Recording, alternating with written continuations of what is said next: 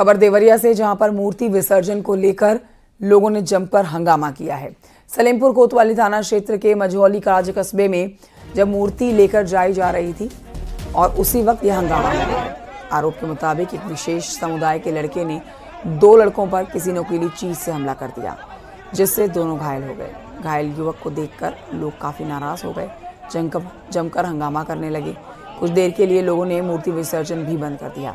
इसकी जानकारी मिलने पर मौके पर पुलिस पहुंची, एसडीएम साहब पहुंचे और सीओ ने किसी तरह से भीड़ को समझाया, शांत कराया। तब जाकर लोगों ने मूर्ति विसर्जन किया। देर रात पुलिस ने मझौली राज में फ्लैग मार्च भी किया। पुलिस ने इस मामले में एक आरोपी को गिरफ्तार किया है।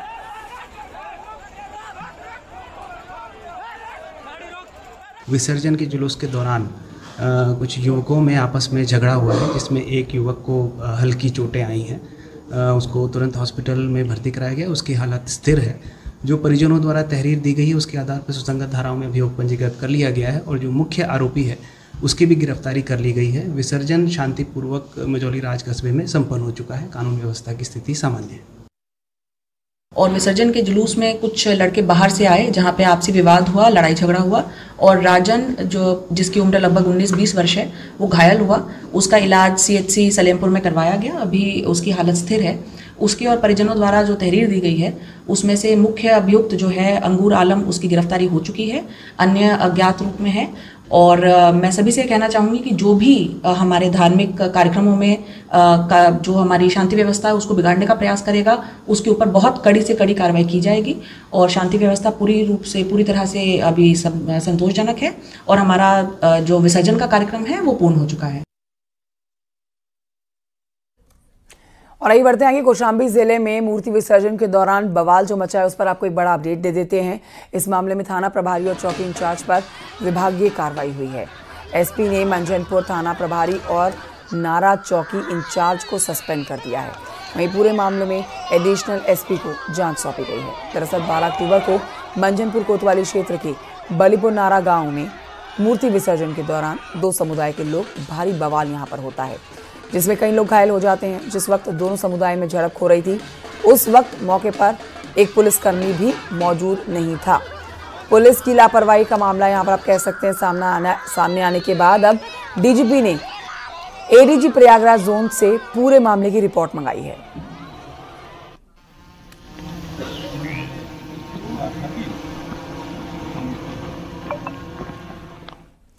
बांदा में भतीजे की गोली मारकर हत्या करने वाला चाचा, पुलिस ने इसको गिरफ्तार कर लिया है। आरोपी के कब्जे से लाइसेंसी बंदूक मिली है।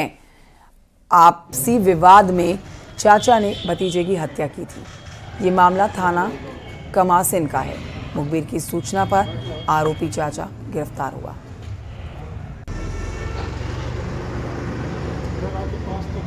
मृतक का नाम जितेंद्र गुप्ता पुत्र विजय गुप्ता, ग्राम तिनौसा था। तत्पश्चात त्वरित रूप से कार्रवाई करते हुए थाना कमासिन द्वारा सुसंगत धाराओं में एफआईआर पंजीकृत किया गया। 4 टीमें बनाई गई और आज उक्त अभियुक्त देवीचरण गुप्ता पुत्र राम बहोरी गुप्ता को गिरफ्तार किया गया एवं अभियुक्त की निशानदेही पे आला कत्ल बरामद किया गया। उक्त आला कत्ल को एफएसएल प्रेषित किया गया है। अभियुक्त को गिरफ्तार कर माननीय न्यायालय भेजा गया है। अग्रिम विधिक कार्रवाई प्रचलित है। बरेली में अवैध पटाखा को लेकर चलाए जा रहे अभियान में पुलिस ने 2 गोदामों को पकड़ा है। इसमें अवैध रूप से पटाखा रखा गया था।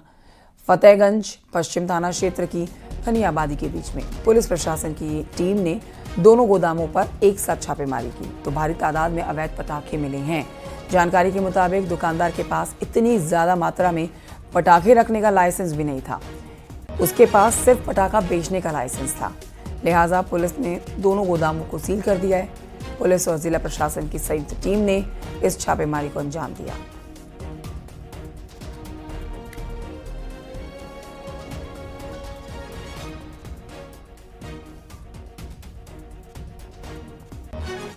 गाजियाबाद से खबर, जहां पर ग्राहक सेवा केंद्र को चोरों ने निशाना बनाया है।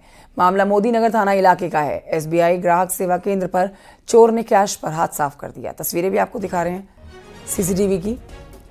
नकाबपोश चोर दुकान में घुसे और कैश लेकर फरार हो गए।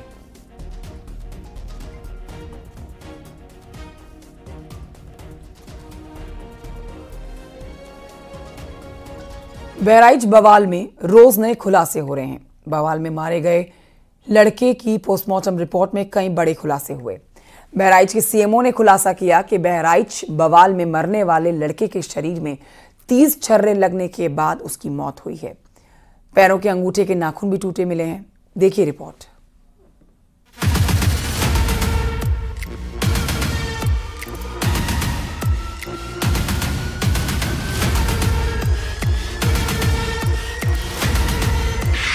बहराइच में हुए बवाल का नेपाल कनेक्शन सामने आया है। बताया जा रहा है गोलीकांड का मुख्य आरोपी अब्दुल हमीद और उसके 2 बेटे नेपाल भाग गए हैं। अब्दुल हमीद के बड़े बेटे पिंटू की नेपाल में ससुराल है और वो वहां सर्राफा का काम करता है। न्यूज 18 के पास उन 2 आरोपियों की फोटो है जिस पर बहराइच में मूर्ति विसर्जन के दौरान फायरिंग करने का आरोप है। इन लोगों ने गोली चलाई थी जिससे एक लड़के की जान चली गई थी। एक लड़के के हाथ में बंदूक है जबकि दूसरा लड़का घर से लगातार पत्थर और बोतलें नीचे फेंक रहा था। पुलिस को इन्हीं मुख्य आरोपियों की तलाश है। एसटीएफ भी बहराइच के बवालियों की तलाश में जुट गई है। बहराइच में मूर्ति विसर्जन के दौरान हुए बवाल और एक लड़के की हत्या के मामले में बड़ा खुलासा हुआ। बहराइच के सीएमओ ने जानकारी दी, शरीर में 30 छर्रे लगने से हुई मौत। पैरों के अंगूठे के नाखून टूटे हुए थे। शरीर पर चोट और जलाने के भी निशान मिले। ज्यादा खून निकलना बना मौत की वजह। छर्रों के लगने के कारण अत्यधिक रक्तस्राव हुआ है और उसके कारण मृत्यु हुई है। कितने छर्रे सर लगे हैं? 25 से 30 के करीब लगे होंगे। सर ये भी बताया जा रहा है कि बर्न है और अंगूठों के नाखूनों के साथ छेड़खानी की गई। किस तरीके से हुआ? दोनों पैर के अंगूठों के नाखून का कुछ हिस्सा गायब है और वो किसी न किसी तरह की चोट से ही पैदा हुआ है। उस तरह का घाव तो वहाँ चोट लगी है। बर्न भी शुरू हुआ है इसमें बताया। बर्न जैसा कुछ है नहीं है, इस पर डिटेल में वो टीम ही बता पाएगी। कुछ काला जैसा था वहाँ। मौत का सर कारण क्या रहा है? मौत का कारण छर्रों के लगने से अत्यधिक ब्लीडिंग और ब्लीडिंग से शॉक से डेथ।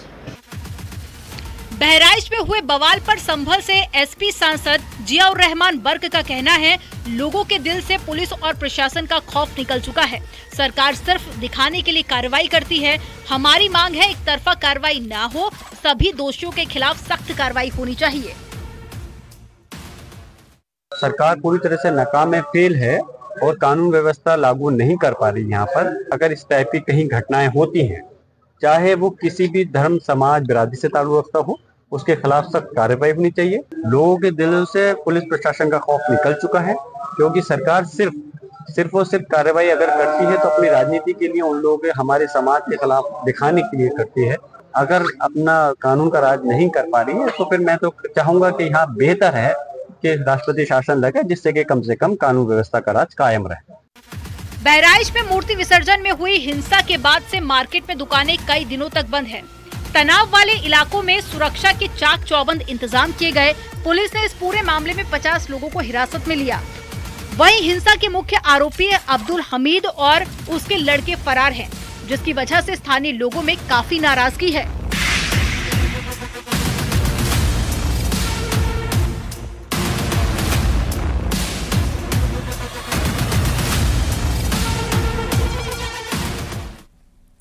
और आइए बढ़ते हैं आगे। मथुरा की खबर आपको बताते हैं, जहां पर एसओजी और बरसाना पुलिस से एनकाउंटर में 25,000 का इनामी बदमाश गोली लगने से घायल हो गया।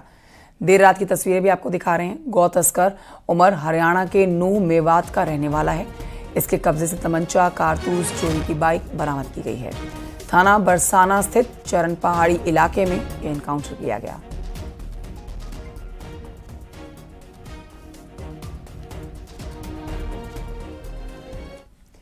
चंदौली में पानी निकासी को लेकर विवाद हो गया। 2 पक्ष आपस में भिड़ गए और जमकर मारपीट करने लगे। मारपीट में एक लड़के की मौत हो गई है जबकि कई लोग घायल हो गए हैं। लड़के की मौत के बाद लोग गुस्से में हैं।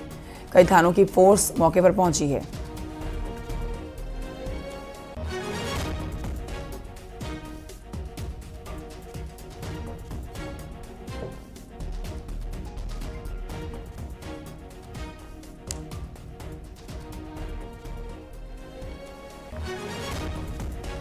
उधर हमीरपुर में लड़के की हत्या का पुलिस ने खुलासा कर दिया है। अपमान का बदला लेने के लिए लड़के की हत्या की गई है। मामला जरिया थाना इलाके का है। 3 लोगों पर हत्या का आरोप है। पुलिस ने तीनों को गिरफ्तार किया। लड़के की हत्या और उसका शव नलकूप के होश में फेंक दिया गया।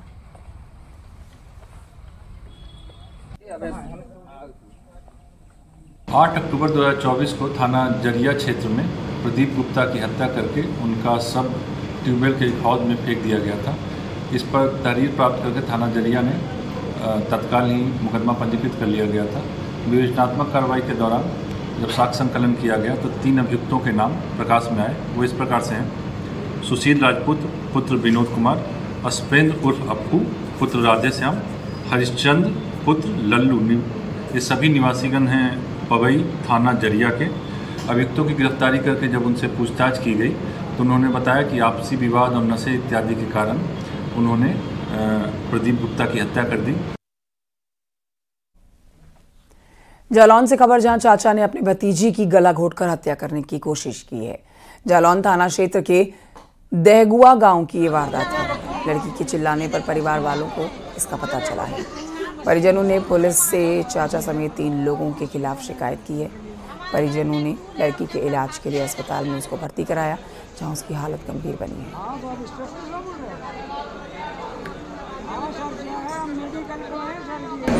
हमारी लड़की का सर गला मसल दिया, जिसका नाम है निशा, और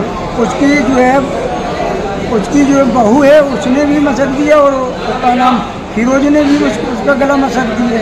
अच्छा, आप कहाँ के रहने वाले हैं? कौन से गाँव? देवगांव के रहने वाले हैं। थाना कौन सा लगता है आपका? हमारा जालौन है सर। अच्छा, आपने पुलिस को सूचना की है? सर अभी तो हाँ की है सर। अच्छा, क्या बोला है पुलिस ने अभी? अब पुलिस ने ये बोला उस नंबर नहीं लग रहा है। अच्छा, ठीक। एक छोटे से ब्रेक के लिए रुकना होगा, जल्द लौट रहे हैं। ब्रेक के बाद स्वागत है आपका। संभल की खबर आपको बताते हैं, जहां पर हलवाई हत्याकांड का पुलिस ने खुलासा कर दिया है।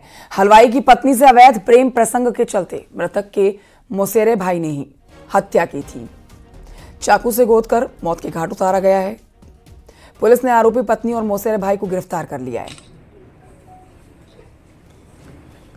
बस संभल के थाना बनियाठेर पर 14 तारीख को प्रातः सूचना मिली। गांव के प्रधान ने बताया कि एक व्यक्ति की डेड बॉडी यहां पे पड़ी है। शत विक्षत अवस्था में वो डेड बॉडी थी। उसके बाद में पता किया गया तो पता चला कि एक व्यक्ति की चंदोसी में 13 तारीख को गुमशुदगी लिखी गई है। उस पर जांच पड़ताल में पाया कि यह व्यक्ति की शिनाख्त हुई और वो एक हलवाई था जिसका नाम पुष्पेंद्र था। वो अपने घर से 12 तारीख से ही गायब था। सर्विलांस के माध्यम से और अन्य चीजों से माध्यम से पता करने पे पता चला कि इस व्यक्ति की पत्नी का इनके मौसेरे भाई से एक प्रेम प्रसंग चल रहा था। संभल के बाद खबर बिजनौर से, जहां पर पति ने पत्नी के चाकू से गोदकर हत्या कर दी। आरोप के मुताबिक पति ने ससुराल में पहुंचकर पत्नी के कत्ल की वारदात को अंजाम दिया। हत्या करने के बाद आरोपी पति फरार हो गया है। हत्या की सूचना मिलने पर एसपी सिटी सहित भारी पुलिस बल की तैनाती हो गई मौके पर। थाना शहर कोतवाली इलाके के अगरी गांव की घटना है। उधर हापुड़ में मिट्टी से लदे डंपर ने रेलवे फाटक को तोड़ दिया। रेलवे की ओवरहेड लाइट भी तोड़ दी गई। करीब 1 घंटे से रेलवे ट्रैक बाधित रहा। ओएचटी लाइन टूटने से कई ट्रेनों के संचालन पर असर पड़ा। रेलवे कर्मचारी लाइन ठीक करने में जुटे हैं।